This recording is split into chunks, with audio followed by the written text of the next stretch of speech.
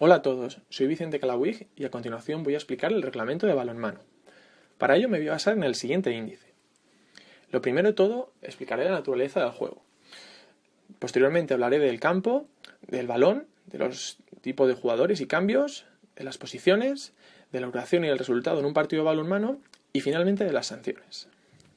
Empecemos. Lo primero de todo, explicar, para quien no conozca el deporte de balonmano, que el balonmano es un deporte de contacto constante.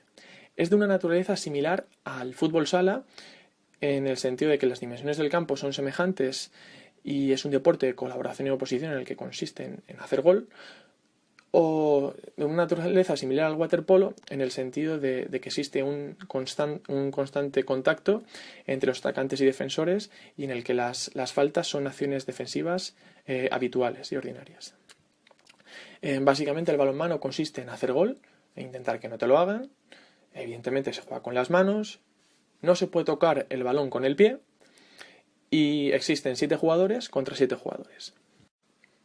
En cuanto a las dimensiones del campo de balonmano, como ya hemos destacado antes, son las mismas que las del campo de fútbol sala, de 20 por 40 metros, en el que cada parte sería un cuadrado exacto de 20 por 20 metros.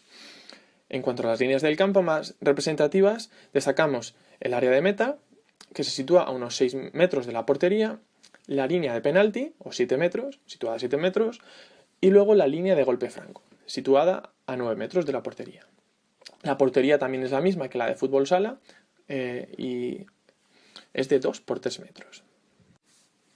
En cuanto al balón de balonmano, y para todos aquellos que nunca hayan podido ver un partido, podemos decir que es un balón más pequeño que el de fútbol y un poquito más pequeño todavía que un balón de fútbol sala. Además, el balonmano es uno de los deportes en el que el balón es diferente para chicos que para chicas. Para chicas es un poquito más pequeño y evidentemente las categorías inferiores también son más pequeños. Bien, en cuanto al número de jugadores, el balonmano es un deporte en el que se juega con 7 jugadores en pista. Se puede jugar con hasta 7 jugadores a la vez, 6 más el portero. Y luego en el banquillo puede haber hasta 7 suplentes, haciendo un total de un máximo de 14 jugadores por equipo. En cuanto a los cambios, esta es una de las mayores diferencias del balonmano en comparación al resto de los deportes. Existen cambios limitados, se pueden hacer todos los cambios que se quieran a la vez. Además, se puede salir y volver a entrar a la pista tantas veces como se quiera. Para hacer el cambio, el jugador debe salir simplemente por una zona reservada para ello y una vez haya salido, su compañero puede volver a entrar. Además, no es necesario comentárselo al árbitro. Bien, dicho esto, pasamos a hablar de las posiciones de los jugadores en balonmano.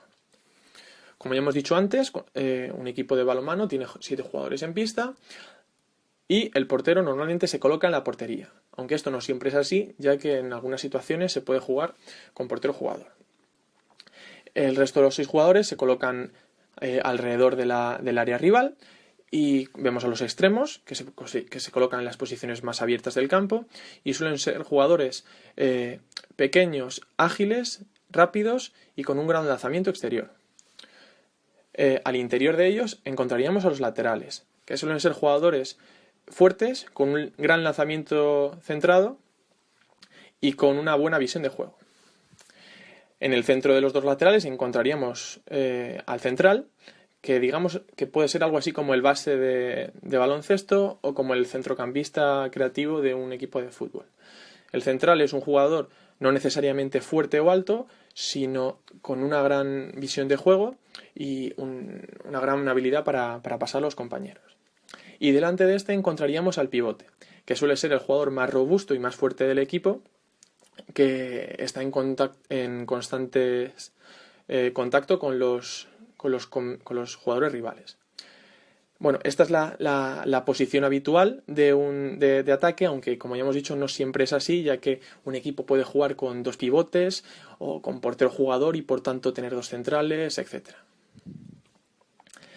Y bueno, en cuanto a las posiciones de defensa, esta sería una defensa básica, un 6-0, con el jugador con el portero en la portería, los 2 extremos abiertos a las líneas del campo, defendiendo a los extremos rivales, los 2 laterales al interior de estos, defendiendo a los laterales rivales, y En este caso, en defensa, en vez de haber un central, existen dos centrales que normalmente suelen estar ambos con el pívot atacante. En esta imagen vemos una situación de ataque 3-3 y los dos centrales están con el pívot atacante. Bien, y ahora hablemos de la duración de un partido de balonmano. Un partido, básicamente, un partido absoluto, consta de dos partes de 30 minutos, que hacen un total de 60, y un descanso de 10 minutos entre ambas partes. Una particularidad del balonmano es que el reloj no se para, a excepción de momentos puntuales indicados por el árbitro, como puede ser unos 7 metros o como puede ser un momento en el que entran a secar el sudor de la pista. En cuanto a los resultados de los partidos, como ya hemos dicho, en el balonmano gana el equipo que mete más goles y todos los goles valen lo mismo, que es un punto. En el balonmano puede haber empate en el caso de que estemos en una competición regular como la liga o en una liguilla dentro de un campeonato intercontinental o nacional.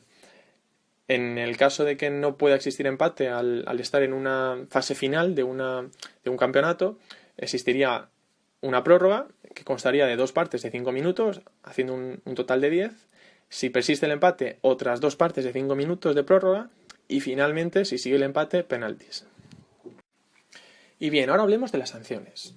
Como ya hemos comentado antes, el balonmano es un deporte de contacto en el que el golpe franco, o bueno, la llamada falta en otros deportes, es una acción defensiva común.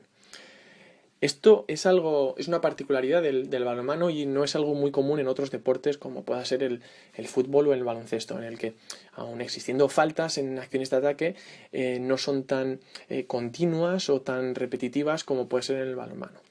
En el balonmano puedes encontrarte que en una misma jugada de ataque existan 2, 3, 4 faltas consecutivas, 3, 4 golpes francos consecutivos. Y consiste en un contacto frontal con las manos por delante hacia el rival. Una sanción más grave es la tarjeta amarilla.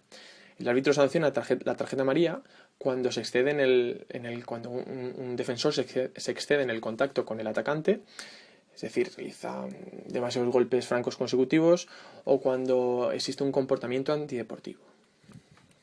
Una sanción todavía más grave sería la exclusión o 2 minutos, que consiste en que el árbitro sanciona al atacante o al defensor con 2 minutos fuera de la pista, dejando por tanto a su equipo en inferioridad. El árbitro sanciona a los 2 minutos cuando existe una falta en una ocasión clara de gol, cuando existe un balonazo intencionado en la cara o por no poner el balón en el suelo cuando el árbitro pita pasivo, que a eso llegaremos más adelante. Y por último, la sanción más grave, que sería la descalificación o la expulsión llamada en otros deportes, que es la tarjeta roja, que es cuando se alcanza la tercera exclusión y consiste en que el jugador no puede volver a entrar a pista, su equipo se queda en inferioridad durante 2 minutos y es sancionado. La descalificación es sancionada debido a una conducta deliberadamente antideportiva o a faltas muy, muy, muy graves, faltas de respeto al árbitro, insultos, agresiones, etc. Por último, encontramos la sanción de pasivo. En el balonmano, las posesiones no tienen un límite concreto de segundos para el ataque, a diferencia del baloncesto, en el que son 24, y el pasivo consiste en que el colegiado subjetivamente levanta la mano cuando el equipo rival lleva cierto tiempo sin atacar intencionadamente la portería. Es decir, en situaciones en las que el equipo atacante está ganando el partido y simplemente quiere que pase el tiempo para ganar el partido y no atacan a portería. Entonces el árbitro levanta la mano y a los pocos segundos de esto, si no existe un lanzamiento, se pita y se pierde la posesión de balón que pasa al equipo rival. Bueno, si tenéis alguna duda, sugerencia, comentario a esta presentación, no dudéis en contactar conmigo mediante mi correo. Y nada, eso ha sido todo. Muchas gracias por su atención.